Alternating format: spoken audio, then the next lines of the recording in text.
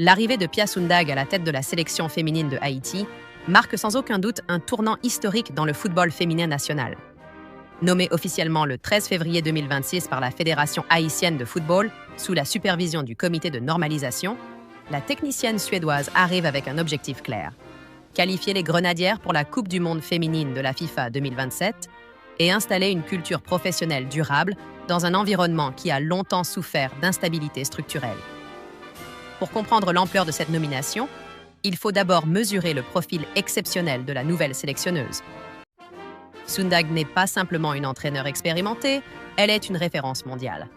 Ancienne sélectionneuse des États-Unis, de la Suède et du Brésil, elle possède un palmarès impressionnant avec des titres olympiques et des finales de Coupe du Monde. Son parcours entre Suède, États-Unis et Brésil lui a permis de maîtriser plusieurs cultures footballistiques, ce qui constitue un avantage majeur pour un pays comme Haïti, où la diaspora joue un rôle essentiel dans la composition de l'équipe nationale. Elle succède à Malou Kinyet, dont le travail avait permis à Haïti de rester compétitive, mais qui n'avait pas réussi à stabiliser totalement la structure technique. La mission confiée à Sundhage est donc double: performance immédiate et transformation profonde. La première dimension concerne évidemment les résultats sportifs. La qualification pour la Coupe du monde 2027 passe obligatoirement par les éliminatoires du championnat féminin organisé par la CONCACAF, compétition qui représente un filtre extrêmement exigeant en raison de la montée en puissance de nations comme les États-Unis, le Canada, le Mexique ou encore la Jamaïque. Haïti devra donc non seulement gagner ses matchs contre des adversaires accessibles, mais aussi démontrer une progression collective suffisante pour rivaliser avec les meilleures équipes de la région. Le premier test contre Suriname, programmé le 3 mars 2026, aura une importance symbolique énorme, car il s'agira du baptême officiel de Sundhage sur le banc haïtien. Les matchs suivants contre Anguilla et la République dominicaine seront tout aussi cruciaux, puisqu'ils détermineront la dynamique psychologique de l'équipe dans la phase de qualification. Mais au-delà des résultats, la véritable révolution attendue concerne la culture de travail. Sundhage est connue pour son exigence extrême sur la discipline, la préparation mentale et la rigueur tactique. Dans ses précédentes sélections, elle a instauré des environnements de haute performance basés sur la science du sport, l'analyse vidéo avancée et la responsabilisation des joueuses. Pour Haïti, cela représente une évolution majeure, car le football féminin national a souvent fonctionné avec des moyens limités et une organisation parfois improvisée. L'objectif est donc de créer un système durable, capable de survivre même après son départ. Sur le plan tactique, Sundhage privilégie généralement des systèmes équilibrés, souvent en 4-3-3 ou en 4-2-3-1, combinant solidité défensive européenne et créativité offensive. Cette approche pourrait parfaitement convenir aux qualités naturelles des joueuses haïtiennes, connues pour leur vitesse, leur technique et leur capacité de projection vers l'avant. L'une des grandes questions concerne l'intégration optimale de la star nationale Melchi Dumornay, véritable symbole du football féminin haïtien moderne. Dumornay possède un talent capable de faire basculer un match à elle seule, mais Sundhage devra construire une équipe qui ne dépend pas uniquement d'une joueuse. La réussite passera donc par l'émergence de nouvelles leaders capables de soutenir la star offensive et de renforcer l'équilibre collectif. La dimension mentale sera également essentielle. Sundhage a souvent insisté sur la confiance, l'identité de jeu et la résilience psychologique. Pour une sélection comme Haïti, qui évolue souvent dans des contextes difficiles, cette approche peut devenir un avantage compétitif majeur. Une équipe mentalement forte peut compenser certaines limites structurelles.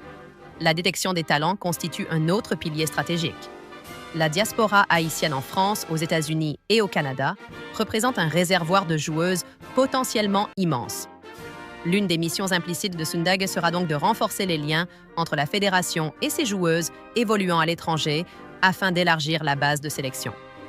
Cette stratégie a déjà porté ses fruits dans plusieurs sélections africaines et caribéennes. La question des infrastructures reste cependant un défi.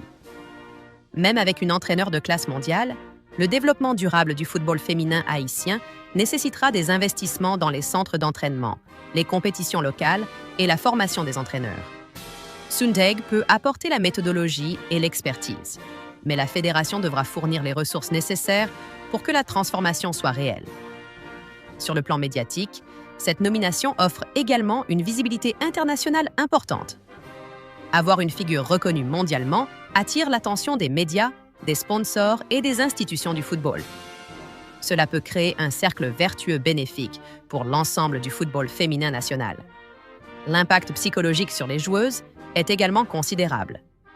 Être entraînée par une technicienne qui a remporté des médailles olympiques peut renforcer leur confiance et leur motivation. Elles auront le sentiment de faire partie d'un projet ambitieux et crédible. La gestion du groupe sera néanmoins un défi complexe. Sundeg devra équilibrer les personnalités, gérer les attentes et instaurer une hiérarchie claire tout en maintenant une atmosphère positive. Sa réputation de communicatrice et de leader humain constitue un atout majeur dans ce domaine. Le calendrier 2026 représente une phase d'évaluation accélérée.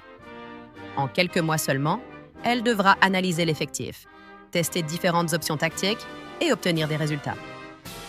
Cette pression temporelle est typique du football international moderne, où les cycles de qualification sont courts et impitoyables. La réussite dépendra donc de sa capacité à prendre des décisions rapides et efficaces. L'objectif final reste la Coupe du Monde 2027. Pour Haïti, se qualifier une nouvelle fois après l'expérience historique de 2023 serait une confirmation du statut émergent du pays dans le football féminin mondial. Une bonne performance dans ce tournoi pourrait transformer durablement la perception du football féminin haïtien et inspirer une nouvelle génération de jeunes joueuses. En conclusion, la nomination de Pia Sundhage dépasse largement le cadre d'un simple changement d'entraîneur. Elle représente une stratégie de transformation globale visant à professionnaliser la sélection, améliorer les performances et construire un avenir durable. Le succès dépendra de plusieurs facteurs: la collaboration avec la fédération, l'engagement des joueuses, la gestion des ressources et la capacité à créer une identité collective forte. Si tous ces éléments s'alignent, Haïti pourrait non seulement atteindre la Coupe du Monde 2027, mais aussi s'imposer comme une puissance montante du football féminin dans la région CONCACAF. Cette aventure commence maintenant, avec un premier match qui servira de révélateur, mais la véritable histoire s'écrira sur plusieurs années, dans la construction patiente d'une équipe compétitive, disciplinée et ambitieuse, capable de porter haut les couleurs nationales sur la scène mondiale. Si tu veux, je peux aussi te préparer une analyse détaillée des joueuses convoquées et du probable 11 titulaire pour le premier match.